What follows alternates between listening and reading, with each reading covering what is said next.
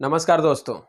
Bharatiya Janata party के बुजुर्ग नेताओं का अब दर्द रह रहकर छलकने लगा है।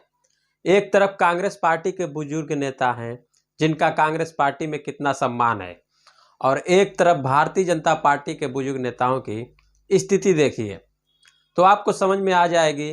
उमा भारती, सुमित्रा महाजन, इन दोनों ने अपना दर्द बयान किया है।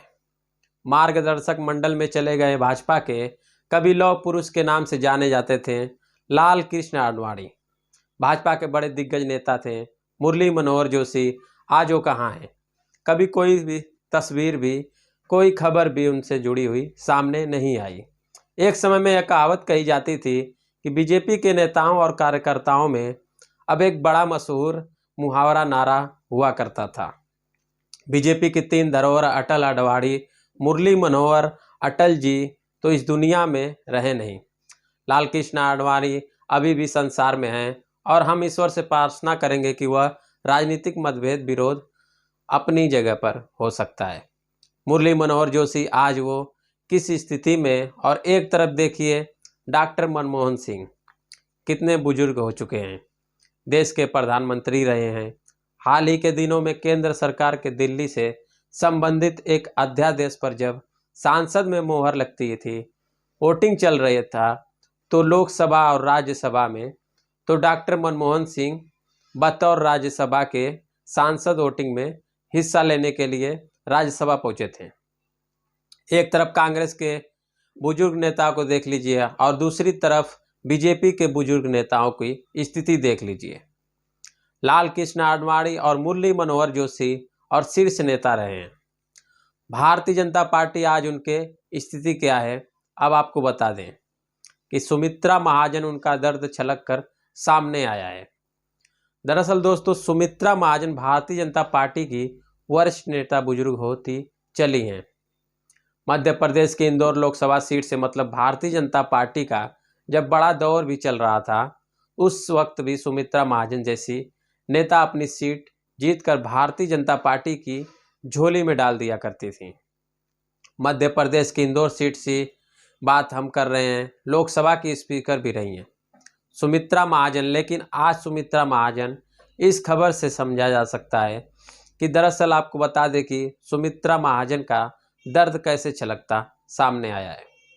मध्य प्रदेश में विधानसभा के चुनाव होने वाले हैं और मध्य प्रदेश में पता नहीं कैसी भगदड़ की स्थिति भारतीय जनता पार्टी में हो गई है कि मध्य प्रदेश में बीजेपी के नेता लगातार पार्टी छोड़कर जो है कांग्रेस पार्टी में शामिल होते जा रहे हैं। वजह क्या है समझ में नहीं आ रहा है कि कई लोग कह रहे हैं कि कांग्रेस पार्टी की लहर है।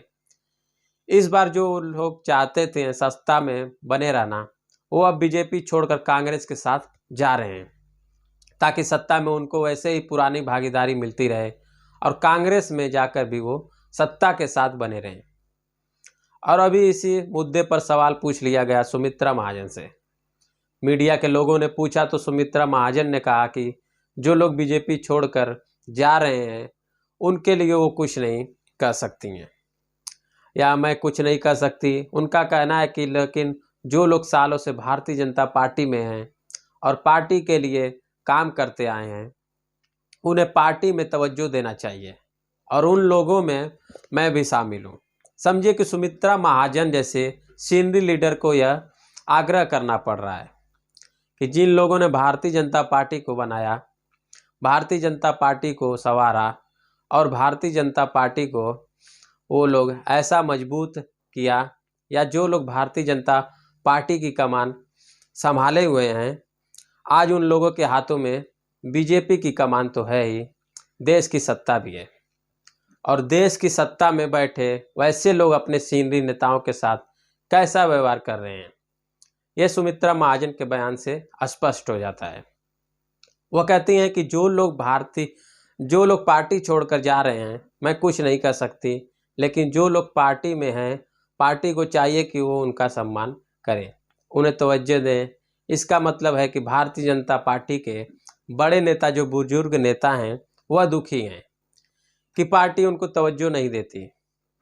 और आपको बता दें कि एबीपी न्यूज़ की खबर के अनुसार बीजेपी के मध्य प्रदेश में वरिष्ठ नेता हैं कैलाश विजयवर्गीय, और कैलाश विजयवर्गीय के बेटे हैं आकाश विजयवर्गीय। जानते होंगे आप भला बाला बाला वाले आकाश विजयवर्गीय बहुत पॉपुलर नेता हैं। आकाश विजयवर्गीय विधायक हो सकते हैं तो सुमित्रा महाजन के परिवार का कोई सदस्य भारतीय जनता पार्टी की सक्रिय राजनीति में क्यों नहीं आ सकता। एबीपी न्यूज़ कहता है कि एबीपी न्यूज़ की खबर है कि सुमित्रा महाजन के इच्छा है कि उनके बाद उनके बेटे मंदार महाजन भी राजनीति में आए, वो भी चुनाव लड़ें। संभव नहीं है कि वो लोकसभा का चुनाव लड़ें। भारतीय जनता पार्टी किसी विधानसभा सीट से ही उनको टिकट दे, यह उनकी इच्छा है। दूसरी तरफ उमा भारती का विजिट कर चल रहा है कि वो उमा भारती जिन लोगों ने भारतीय जनता पार्टी को बनाया है, उमा भारती पूर्व केंद्रीय मंत्री हैं, मध्य प्रदेश की मुख्यमंत्री नहीं है। और इस मध्य प्रदेश में भारतीय जनता पार्टी आशीर्वाद यात्रा निकाल रही है, 5 अलग अलग यात्राओं निकाल रही है। और इस यात्रा के मध्य से भारतीय जनता पार्टी अपनी सरकार द्वारा किए गए कामों को मध्य प्रदेश के कोने कोने में लोगों से बताने वाली है। तमाम बड़े नेताओं को आमंत्रित किया गया है, लेकिन उमा भारती को इसमें आमंत्रित नहीं किया गया है। वो उमा भारती जिन्होंने अपने खून पसीने से भारतीय जनता पार्टी को खड़ा किया है। एक तरफ कांग्रेस में स्थिति देखिए बुजुर्ग नेताओं की, एक तरफ भारतीय जनता पार्टी में बुजुर्ग नेताओं की स्थिति देखिए, अच्छी नहीं है। ईर्ष्या की भावना तो जरूर आई होगी, यह हमारा अपना आकलन है। उमा भारती कहती हैं कि उन्हें आमंत्रण पत्र नहीं दिया गया और पार्टी के सारे नेताओं यूथ उनके सामने उनके घर पर आकर दीदी दीदी कहते हैं, दिखावे के लिए बहुत मान सम्मान करते हैं, लेकिन उनको निमंत्रण नहीं दिया गया। और अब उमा भारती कहती हैं कि अगर निमंत्रण दिया भी गया तो नहीं जाएंगी। यह स्थिति है मध्य प्रदेश में।